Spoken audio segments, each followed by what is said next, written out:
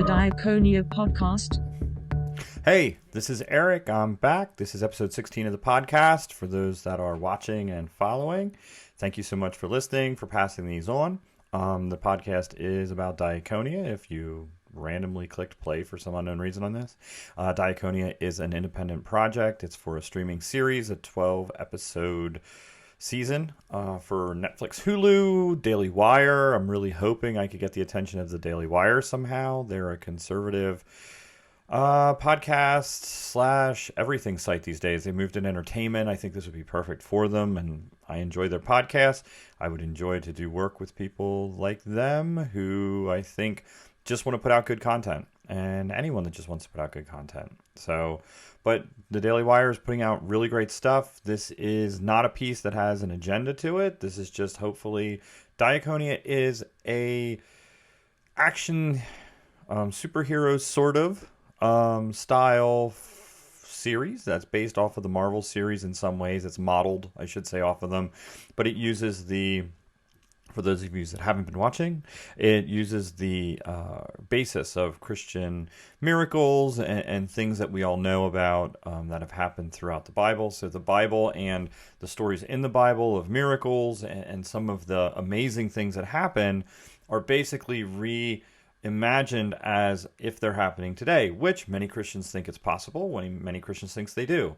So this would basically take those things, which many of us know, and it's now transposing them onto this time period, and it's pretty much a Western in a lot of ways. I mean, we're not biting off Mandalorian because, let's be honest, it's pretty awesome. But it's I think of it as a spaghetti Western that our main character, Lima, comes to town. She has to there's a problem. There's something going on. She has to discern what it is she's supposed to stop. She has the gift of wisdom and knowledge. So she has this guidance there. She can find, clues, basically. It's not like she just gets it all laid out for her, but she's almost slightly, I wouldn't want to say Jedi-like, but has that sort of intuition and has that ability to kind of see through certain things because of the wisdom and knowledge that she has been given the gift of the Spirit of. So then she finds other people with different gifts, such as healing, such as interpretation, such as visions, such as faith. And they come together and they also deal with some miraculous people with miraculous gifts. The one character has literally the gift of miracles. So when she does stuff and when she's around, miraculous things happen that, help them in their quest, if you want. So it's really about these superpowered people that are superpowered in a traditional Christian sense. And they have to figure out a mystery and figure out what's going on, and they look for it, they find it, and they solve it, and hopefully, that's kind of the intent of it. Hopefully it's a good drama thriller. It's something everybody could watch in the family, and it would be entertaining, and I think it's something we all know. It's tapping into that, which is, universally of interest to people, because it's something we all know. Most people, almost everyone's heard of Noah's Ark and, miracles in the Bible and things of that nature. So it's grounded in that, and that's where the world is created. And I think it's an interesting world that people could really get into and relatable to secular and Christians. And I think it's a great way to kind of share the gospel with people. But yet at the same time, it's not intended to do that. Its intention isn't to be preachy. There is no sermon in each episode. It's not looking to learn you something. It's looking to be really cool entertainment that's based in biblical truths that if you're a Christian, you believe in, and if you're not a Christian, well, you're aware of, and therefore it's of interest to you because it's not something that's foreign. I don't have to reintroduce a whole new world to people, and I think this could just be a really amazing piece. And so far, after that little summary, where we're at is, maybe we'll call this the summary episode. So the project started. I was trying to get it moving.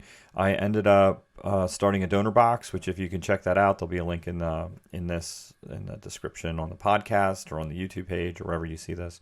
So, and the donor box is trying to raise $15,000 to shoot 4 shooting days to create the sales trailer for it. Basically, you haven't raised much. So the first 2 days we shot without any support, and I got a bunch of footage, a bunch of amazing footage. We cast all local actors to Lebanon. The point of this is to shoot it in and around Lebanon. and, use some of the great crew that's around here. We have an amazing group of crew members and people. There's talent around here that has very professional experience at some of the local places, such as Sight and Sound, and there's many other really high-end, theatrical places around here. A lot of it isn't TV or film, though. And what we're doing is tapping into that talent and tapping into just people who were interested. We had open auditions, and our Raphael is an actor. He's done some acting locally in Reading. But yeah, he's never did film before, so this was a new experience for him, and he was excited to get that. So we have some other people lined up, some really talented actresses and actors lined up for the other 2 shoot days we need.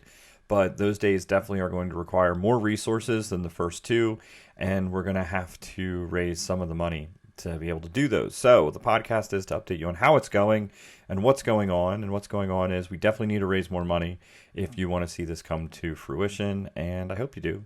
So check out all of the mini teaser trailers. So my idea was we don't have enough to put out, to shoot the other days, do the full trailer, but we have enough to maybe use this great footage because, we have a great filmmaker, DP, James Hollenbaugh helped us. He was our DP for it, our director of photography. So he got us some great footage at the warehouse at the Paper Box in Lebanon, and we got some great footage at the Trinity Lutheran Church, and they both were amazing in letting us use their facilities, and we were super stoked. So we got some really great footage. We're shooting Red. It's actually the Red 1 MX, which is the older one for people that don't know, but it's an amazing camera that was used on many feature film back in the day about 10 years ago, because nowadays every day is 10 years ago, it seems like. But it's an awesome camera. 4.5K is what we're shooting, widescreen, looks phenomenal. And so we got some great footage, and we're just trying to put together enough of a sales package, get enough of a buzz that people will, start sharing, start liking. Because if the social media takes off, that will help us garner the interest of a Netflix, of a Hulu, of a Daily Wire, hopefully the Daily Wire, and places like that. So we're just really excited to keep moving forward, keep pushing this forward. We think it would be a great way to, share the gospel in a unique way that's not in your face. At the same time, it's just sparking that interest, and it's sparking the imagination. And I think that's something we've lost. Christianity doesn't tend to spark the imagination in people as much anymore. They don't try to. It's so much there, though. There's so much neat and amazing stories that are there that you read the Bible, and you read Acts, and in Acts alone, there's just so many miraculous things that you're like, wow, this is like crazy. Like, this is crazier than a movie. And you're like, this is just amazing. And we don't really talk about that. And yet a lot of people are aware of it. So I think it's a missed opportunity not to do something cool with this, not to make something that's like, hey, check out how neat this is. I mean, so I'm excited. I really want to do it. I think it's something that has so much legs on both sides of the secular and Christian world. And I think it's something that's marketable. We just need to get some people behind it. We need to get the word out there. I need a benefactor of some kind to come in. The other scenes are going to take place on a bus. And that's something we're going to have to, I've been talking to the local Lebanon Transit. I'm hoping to maybe be able to work something with them. If not, obviously we would have to rent something. And then the other scene takes place in Lebanon Valley Mall. And it's a great scene in the beginning of a mall, and it's going to look amazing. It's going to be big. It's going to look big. And we're going to have lots of extras. And I can pull a bunch of people that came in for the audition for that. And I'm super excited about that. But all that stuff takes people. It takes crew. It takes, all the people needed to wrangle extras, to do makeup for extras, to do makeup for everyone. And the other ones were very small scenes, and I could get away with a skeleton crew. I'm going to need something a little bigger to make this happen, but it's going to add a lot to the trailer, and it's just going to look great.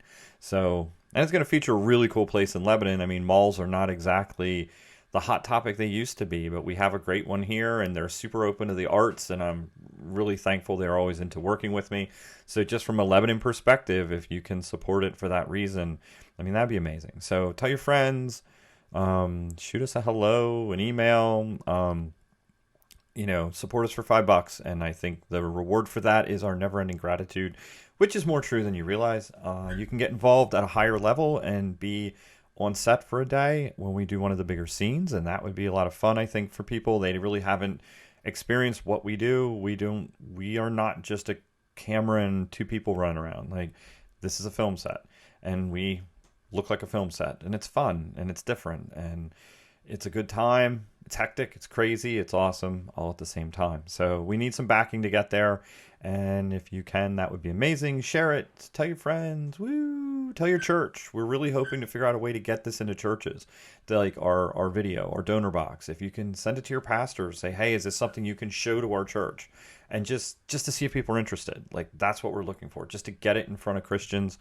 I think right now a Christian audience is going to probably fund this before somebody else. I think it's definitely something that's up their alley.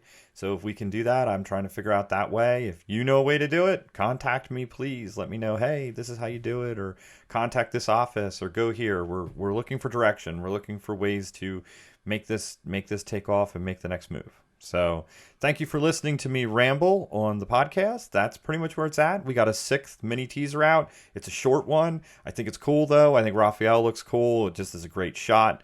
I think it looked amazing, and there's an Easter egg in it. You can see if you can find where I had to fix the microphone cord hanging. So Jeremiah, our sound guy, is going to get throat punched the next time I see him. That's not true. He's a nice guy. But I sent it. I look great, and it's just one shot. It looks cool, and he says this one line, and I'm like, this is simple, but it looks really neat. And I sent it to Jim, our director of photography. I'm like, hey, do you mind checking this out for me? And he emailed back, and he was like, it looks really cool, but I can totally see the mic cord. And I was like, what? So on the wide shot, we had him on a wireless pack so that we could use it as reference audio. And you totally see the mic cord. And I won't say where. If you look, the editor's good. But if you look close, you might be able to see where it's at. So, I don't know. You won't win nothing, but send us something if you think you see it. Comment on the Facebook or on one of the social medias. Put in there. That's where the mic pack.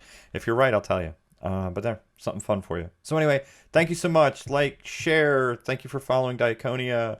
Please support us. We had 2 supporters this week. Woohoo! 2 supporters.